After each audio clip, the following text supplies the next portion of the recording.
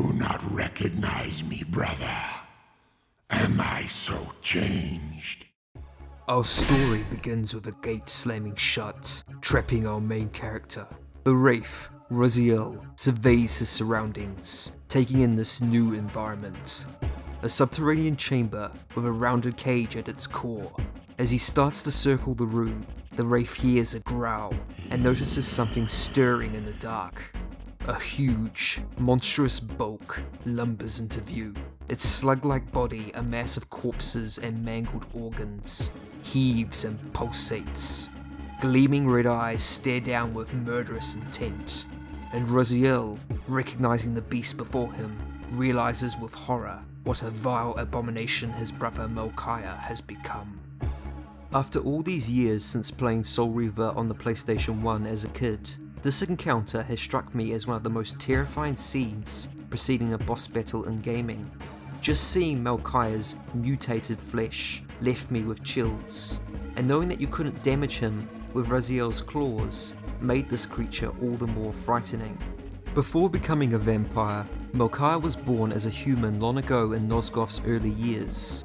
He was indoctrinated into the Holy Order of the Seraphim Brotherhood, where he participated in a fanatical crusade to eliminate Nosgoth's vampire population, believing them to be a pestilence that needed to be wiped out. Such was Melchiah's success with hunting vampires. He quickly rose to the highly respected position of Seraphim Warrior Commander, one of the Order's elite. This was something akin to a golden age for the Seraphim, as entire vampire bloodlines were decimated. At the height of their crusade, Melchiah, along with his kin, began plotting to murder the last of the ancients, Janos Audron, seeing him as the father and source of their undead foes. Finding a way to Janos proved a difficult challenge, as his mountain retreat lay well beyond the Seraphim's reach. That was until a blue demon appeared out of nowhere. Following this wraith proved valuable to Melchiah and his brothers, as it paved the way open for the Seraphim, leading them right to their prey. Cornering Janos, the Seraphim proceeded to execute the ancient by tearing the heart out from his chest. Victorious, Melchiah would return to the Seraphim stronghold with Janos' heart to be hailed as a hero. However, in the aftermath of their greatest victory, the Seraphim would suffer their most humiliating defeat. Janos' murder had angered the future time-travelling wraith Raziel. With Raziel wielding the Reaver blade, Melchiah stood no chance, and along with his brother Zephon, fell easily to the assault of this blue creature. There's a delicious irony to Melchiah's life. For one so devoted and set in his bigoted beliefs, I find it pretty twisted how he would one day become the very thing he held with such contempt. Following his death, Melchiah was memorialized, along with his Seraphim brothers, and depicted as a martyr for their holy cause. His body remained undisturbed in the tomb of the Seraphim for a millennium before being resurrected by Kain to serve as one of his 6 vampire sons. Breathing part of his life force into them to snare their souls, Kain reanimated their corpses. Unfortunately for Melchiah, he was the last to receive Kain's gift, and as such, inherited the worst share. Despite his immortality, Melchiah's new vampire body was not up to the task of maintaining his flesh, and kept falling apart.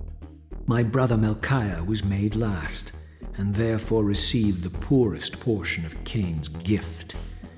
Although immortal, his soul could not sustain the flesh, which retained much of its previous human frailty. This weakness, it seemed, was passed on to his offspring. Their fragile skins barely contained the underlying decay. Due to being the youngest and weakest of Kain's sons, his body is stricken with decay. Both Melchiah and his clan, the Melchiam, were forced to graft the skins of their victims onto their own bodies in order to survive. Thus, on top of having to drink blood, he also has to skin the corpses of his victims for hides to replace his own festering skin. According to the US game manual for the first Soul Reaver, Melchiah was quite fussy about his choice of human victims. It is said that he was incredibly vain, probably due to being dissatisfied with his place in the pecking order as the last of Kain's chosen sons.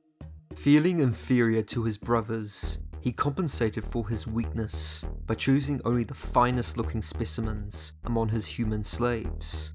After feeding on them, he would skin them and don their flesh to cover his own rotting flesh. Unfortunately, we don't get the best angle of vampire Melchiah during Soul Reaver's opening cinematic. Thankfully, a highly detailed concept image of him is available, which shows him looking stocky and bald, which resembles his Seraphan self.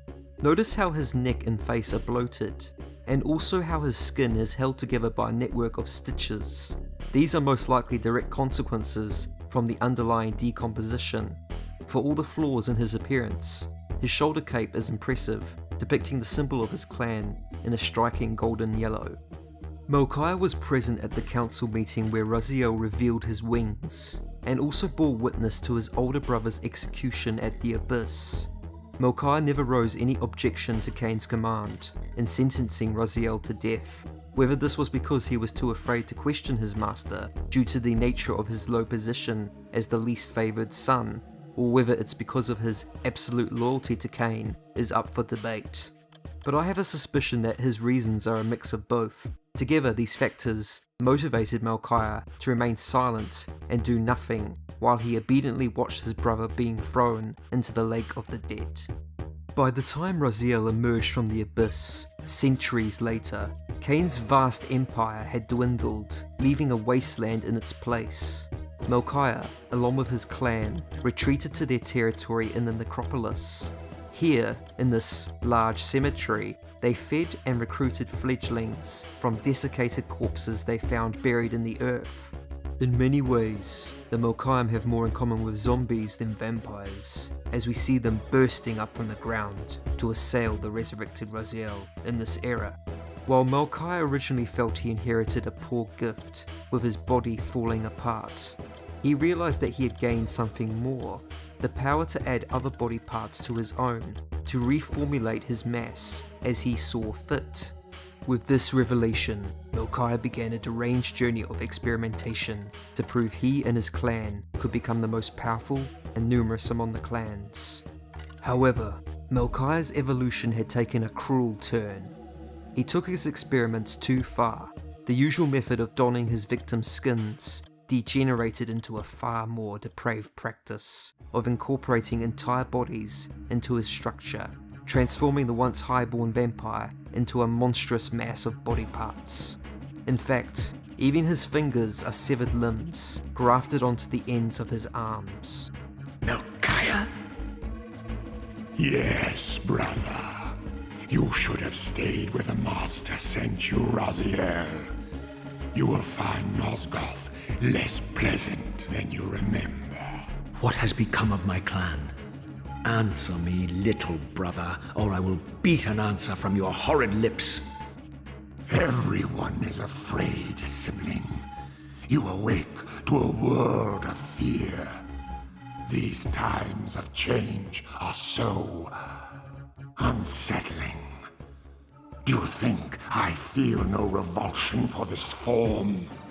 Do you believe for a moment that our Lord would risk his empire upon an upstart inheritance? Enough riddles. What are you saying? You are the last to die. Melchiah's words are interesting here because they allude to the creature knowing more than he lets on.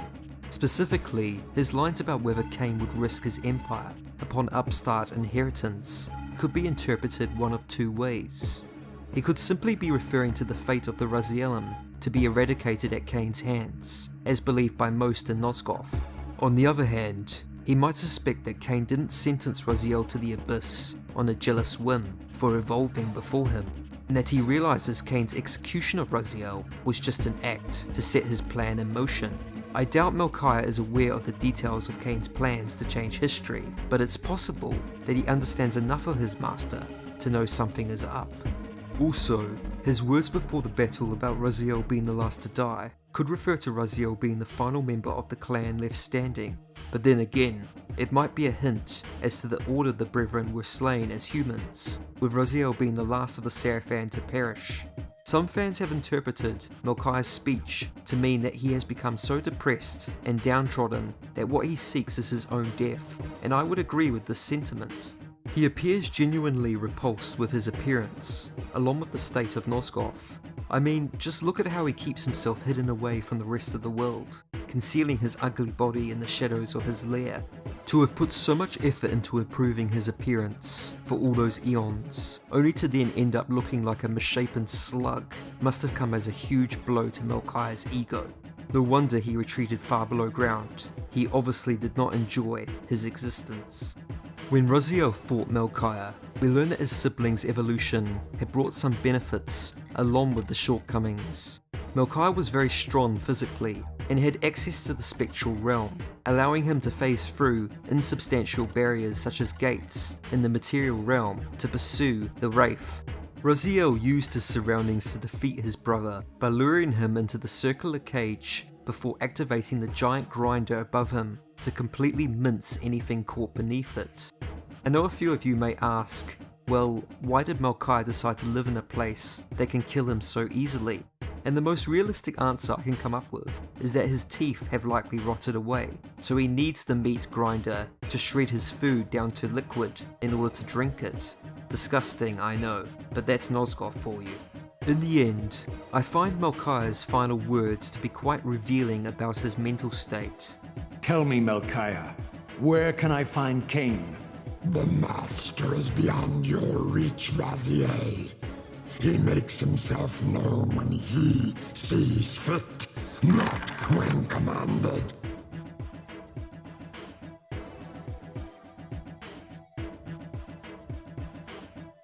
I am released. Although Melchiah chose to remain loyal to Kain right to the very end, he welcomed his death, expressing relief as his painful, hideous existence finally came to a close, with his soul being consumed by his brother. Before I round off this video, I'd like to point out another interesting tidbit about Melchiah's design. The tortured faces stitched together on his evolved skin, as it turns out, are actually Crystal Dynamics employees, who put themselves in the game as a subtle in-joke among the developers. So if you want to have a glimpse at the distraught faces of the people who worked on Soul Reaver, be sure to take a closer look at Melchiah's deformed body. That's all for me today. If you enjoyed this video, do leave a like. If you'd like to add to the discussion, do comment below. And for more Legacy of Kain content, please subscribe.